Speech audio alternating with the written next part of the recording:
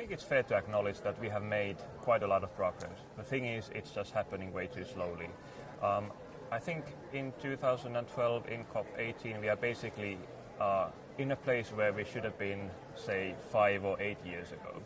So we are clearly running against the clock, and I'm getting a bit worried. I'm also getting a bit impatient. Having seen so many COPs, it seems like I've seen this before. So where do we go from here? What is that sense of urgency? You say you're getting impatient. Do you get the sense, talking to other people here, that enough key people are also getting impatient? This is what we need, really. We need impatience. We need urgency. Is your feeling shared? I don't think the critical mass is there yet. We do hear it. We do hear it in the interventions of many of the delegates coming from the south. And if you listen to the high-level segment speeches, it is also there. But when you come to the actual action taking place, when you come to the negotiations behind closed doors here in the conference center, then the urgency is clearly missing. So I think one of the lessons I have learned over the years is that while I definitely appreciate the UN process very highly, and it's impossible to replace that, we need other fora, other avenues of action as well. We need to address climate change on a very broad basis, on basically any international organizational levels we can find.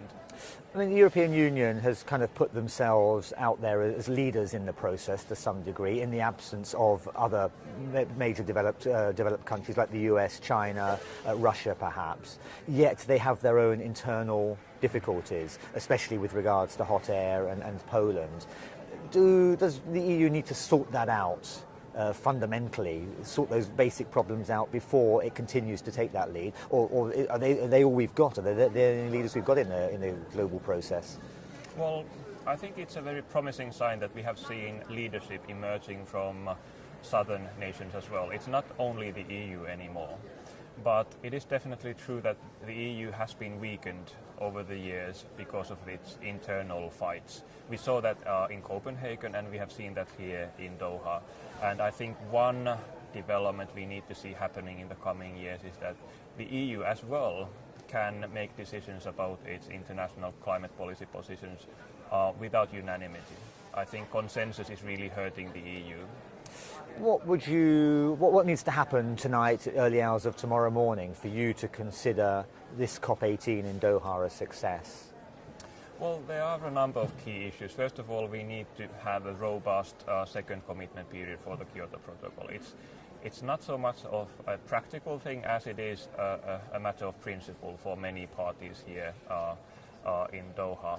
Secondly, I think we need to get a very clear roadmap, a very clear understanding of what needs to happen in the coming years in order to reach the new international agreement. I think one of the failures we saw before Copenhagen was that we did not have enough stepping stones. We did not have clear enough a roadmap for reaching the new international agreement, and that kind of made it all the more difficult to reach the agreement at Copenhagen itself. So we need to learn from that lesson, and we need to do our homework better.